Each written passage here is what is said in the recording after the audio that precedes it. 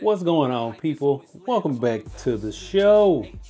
I'm your boy, Money Matt, and today we're gonna be talking about the Apple iPad Pro with the M4 chip. Now, I think Apple may have outdone themselves on this one, but give me a second of your time today, and I'll kind of explain why that's a good thing and a bad thing. Now, at the price point, for what you get in this package, what we got here is the Magic Keyboard, and we actually have the iPad Pro in the 11-inch variant. But again, at the price point for all of this, is it really worth it? I don't know, man. Let's dive in.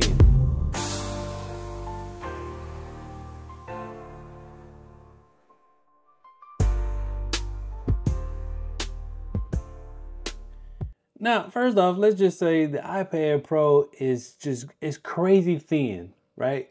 Like it's hard to imagine that a device, an iPad, with this most powerful chip that has ever housed, or Apple has ever housed inside of an iPad or a MacBook. Yeah. Bruh. This thing is so thin. Like, all right, I have it here in the case, in the Magic Keyboard, right? And it's still thin. Where's my phone? Just for comparison purposes, this is a Samsung Galaxy S24 Plus. Now, with the Magic Keyboard, it's about the same thickness. We don't need to get calipers out. We don't need to be all technical. We ain't about that. We're about the consumer right now, right? This is the iPad itself. That is crazy. Now, this does have a case on it, but you get the picture. This iPad is just that thin. Now, that's kind of scary, right? In a sense, yes, but in a sense, no. Because when you go to packing this thing in your backpack, along with the Magic Keyboard, it's really not going to make that much of a difference in your bag. Hell, you might even forget it's there, if you want to be honest, right? So it comes in two colors. It comes in the silver, the classic silver, which everybody goes for. Well, I wouldn't say everybody goes for, but we got the space black, and that's the color that I have here today. So, we starting off with just two colors, right? Do we need more? Nah, because you can go get the iPad Air, which surprisingly is a lot thicker. Well, not a lot, but it's thicker than the iPad Pro. So that's kind of crazy, right? You have an iPad Air, which is supposed to be the thinnest device that Apple makes, but the iPad Pro actually comes in a lot thinner. Crazy engineering, if you ask me. Now let's talk about performance. As I stated earlier, this thing has the M4 chip on it. Not the M2, not the M3, but the M4. They totally skipped the M3 processor on this device. Why? I don't know, but I had the iPad Pro from the last generation with the M2 chip in it, and I'll be honest with you, I never used a quarter of the power in that thing. Why? You all know why. Now, the M4 processor is an absolute beast. And we can just say that because there's really not a test to put it really to the test, right? It is the fastest processor that Apple has in any device right now, right? But again, here's the thing. iPad OS. Yeah. iPad OS is the limiting factor. And when you talk about things in general, right? Just like when people say you are as strong as your weakest link, right? The iPad falls into that category, right? You are as fast or as limited as your biggest component, right? And the OS drives this device. It's like having a jalopy, right? With a rocket engine attached to it. Eventually, you're going to go fast enough, it's just going to explode or it's just going to break down. Now, I'm not saying that the iPad is going to do that, but you get the comparison that I'm making here. Like, you have this ultra fast processor, and its greatest assets really can't be displayed because you're still using iPad OS. Now, there hopefully Apple will address the software concerns that iPad Pro M4 owners have. Is we have all of this horsepower and nothing to push it with. Nothing at all. So we're bottlenecking at that OS point. Now, hopefully at WWDC, Apple decides to give us, I should venture to say, and it's probably crazy, right? That hopefully they give us some sort of hybrid between Mac OS and iPad OS. Now, I don't want to be tethered to a dock in order to get Mac OS. Got 2 MacBook Pros. Really don't care for that. What I need from this iPad is the ability to have Mac OS on top of this touchscreen, on top of this super ultra fast processor that's in the the iPad Pro, right? So you just want to associate the fastest processors with MacBooks. But that hasn't been the case because when the last generation iPad dropped, it came with the M2 processor, right? And we don't know how that go. It slowly made its way over to the MacBooks, right? But hopefully at WWDC, Apple gives us something that we can actually justify spending the extra amount of money on this device that'll actually push it. I want to be able to install desktop applications on my iPad. That's what I want. Is that selfish? No. Considering the Magic Keyboard was $299, and with this storage configuration of the iPad Pro M4, it was $999. So you do the math plus taxes, that's a lot of money. I could have got a MacBook for that. I already have one, so that's neither here nor there. Now let's get into the things that just really matter when you have a device like this, right? Let's talk about the display. Okay, like I said, I had the last generation of iPad Pros, right? Many LEDs, refresh rate was freaking amazing on it, right? But Apple decided to take it up a notch. We got OLED in this year's iPad. We have OLED. We have an OLED display in here. But that's not the showstopper, right? The showstopper is when they said that they had tandem OLED displays in this iPad. Now, you say tandem, right? Yep, absolutely right. I mean tandem, meaning 2. There are 2 OLED panels stacked on top of each other in this iPad. Now, why was this done? Apple says that it translates into incredible brightness reaching up to 1,000 nits at its peak in this device. Now, I've taken it outside and I've had it in direct sunlight, and I can honestly say that the 1,000 nits is yeah, it looks like 1,000 nits. Is it gonna burn your retinas? No, but for the first time, you're actually able to take your iPad in direct sunlight and not have issues with trying to see when you're out in public. Now, don't be that person that's out there like, oh, let me take this picture. I ain't hating or nothing, but I'm just saying that just get your phone, bro. It's not that serious. Now, speaking of cameras, right? Apple did go ahead and make that transition to putting the camera on the landscape side of things here instead of your portrait side of things as it was in last generation's version. Now, this was already done in the previous iPad, regular iPad, where they made that transition, right? So we're good now. We can actually have Zoom calls and make videos, even though the camera on the front is absolute trash. But it does have Face ID, so I guess that's good.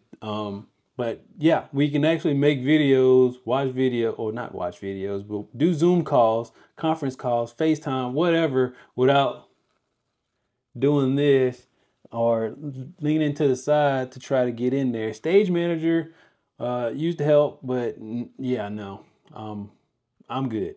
So those two changes to this iPad is actually a welcomed addition to the iPad Pros. Now, I am not an artist, not an artist at all. So I did not go for the um, Apple Pencil Pro. Every year or every time I buy an iPad, I fall victim to doing that. But the last year I did not. I actually just got I think it was a Zag's, one of the Zag smart pencils or crayon, digital crayon is what it was. I got that and it worked out fine. It did what I needed to do, so I didn't gunk up my screen, but I didn't get the iPad, well, the Apple Pencil Pro, because yeah, it was just another $130 that I just did not want to spend. Not on something that's so as niche for me that I just won't really use. So I didn't go for that. Now let's get into the Magic Keyboard, because this is one of those things that I have never bought with an iPad. So this time I decided, hey, you know what? Let's go ahead and try it. Let's get the Magic Keyboard and see what all the hype is about, right? That's what I said. Now, the Magic Keyboard is great for productivity, right? And I can attest to that. The key travel is very, very satisfying. The trackpad is bigger, and with the aluminum bill, it makes it feel super nice and premium, as only Apple would do. And we know this, right? However, I do have a major complaint about it, right? And I wish I had watched videos prior to me buying it, right? The one major complaint that I do have is, if in a perfect world, this is supposed to be a laptop replacement, right? A lot of people do that. They get their iPad, they get the Magic Keyboard or whatever other keyboard combination they want, and they buy a mouse. They're good, right? Cool. But if this is supposed to be that, this year's iteration of the Magic Keyboard is not helping usher that in.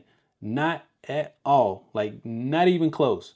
Because the one design flaw that I don't know if it's just me, or what, if it's me not understanding the case use or the use case of the Magic Keyboard, or it's just a design flaw. Apple messed up on this one, because when you put it in your lap, it will, yeah, like that song, wobble baby, what? It's gonna fall out of your lap. And I don't know what could have been done. Maybe if they added a little more weight on this section here. I get it. It's super thin, but again, at a trade-off, you get that. This device will fall out of your lap, and with the edges here, that's gonna wear on your wrist. Now, granted, the surface area is a tad bit bigger. They have the function row key, the trackpad, all of that stuff is bigger. This thing will fall out of your lap, especially if you have it like this in your lap. Okay, cool, but you're a weirdo if you do that. Who types with their keyboard straight up like that when it's in their lap? Nobody. So everybody tends to give it that little tilt, right? That little tilt throws the weight off, and it's gonna fall out of your lap unless you rest your palms directly on top of that small surface area right next to the trackpad on the right and left. It's gonna fall out of your lap. So that's the one complaint that I do have about the Magic Keyboard. Other than that, everything else about the Magic Keyboard I absolutely love. You have the ability to charge on this side. You can still plug in another peripheral on this side, and you're good to go, right? Again, that's a major design flaw for me. It needed just a little bit more weight in the front to evenly distribute the iPad from when you hit the tilt mechanism, right? And so it doesn't fall out of your lap. Now, again, you can rest your arm. I am a tall person-ish. I wouldn't say tall, 6'3", I'm tall enough, right? You can rest your wrist, and if I rest my wrist directly on top of that and to make it not fall, I can't really type at that point. And I guess I'm only relegated to using the touch function. So yeah, Apple, I don't know if I'm keeping it. I don't know. Let me not get ahead of myself. I may keep it.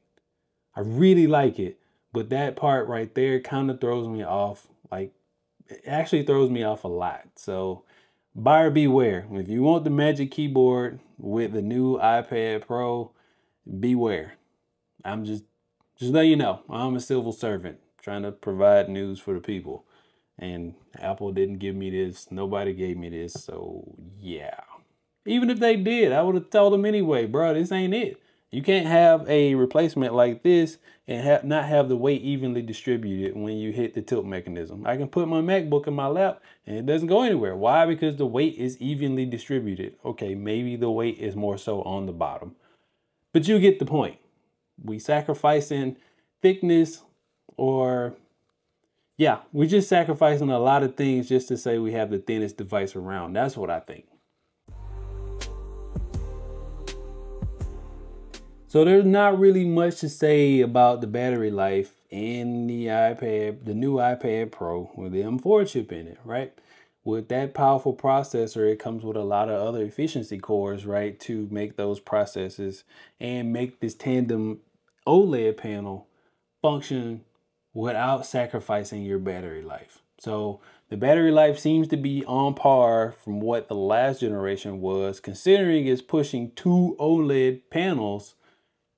I don't think you can ask for anything more. Plus, you got a faster processor, which we can or cannot use to its fullest potential at the moment. So, yeah, I mean, yeah, nothing really to scream about with the battery life.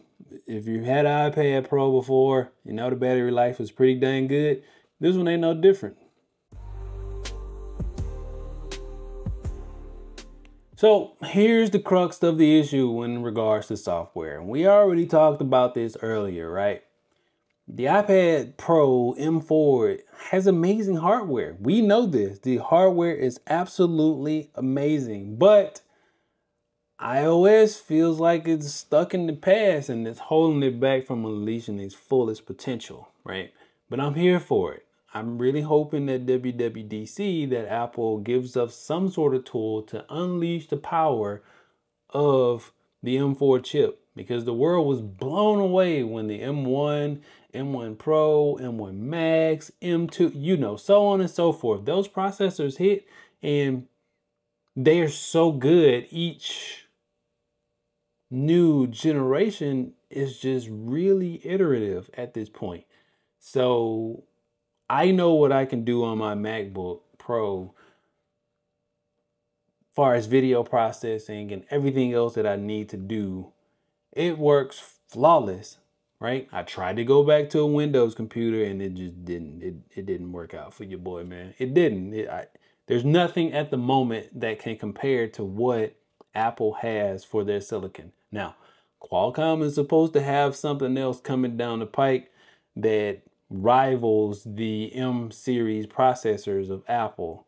So we'll see. But as of right now, Apple is the king of the domain when it comes to these processors. But normally Apple is the cream of the crop when it comes to software. iPad OS needs some major refinement, and I hope at WWDC they give us something that can really truly unleash the potential of this beast of a product that they gave us. So, in the end, man, the iPad Pro M4 is a fantastic device, right? Again, look at it, man. It's, yeah, I can't complain at all about it. The display is beautiful. It has incredible performance for whatever you're trying to use it for.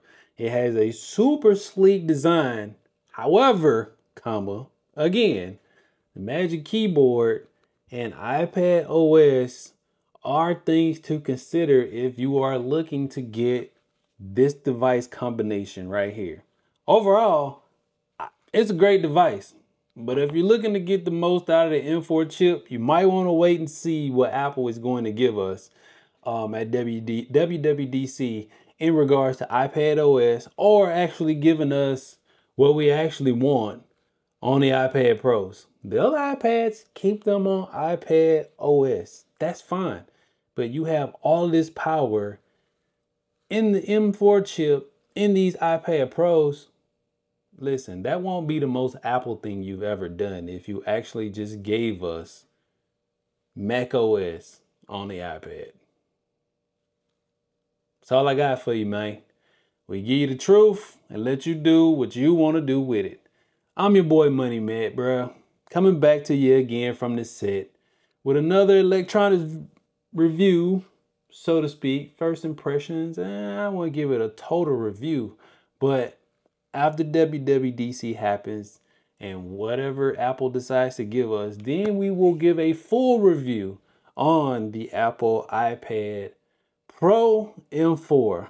But for now, hit that like and subscribe button. Check your boy out, man. We do reviews on sneakers, electronics, and toys. Hence, the set. I'm your boy Money Matt. I'm gonna get on out of here and go do something important with my life, as you should as well. I bid you adieu. Peace.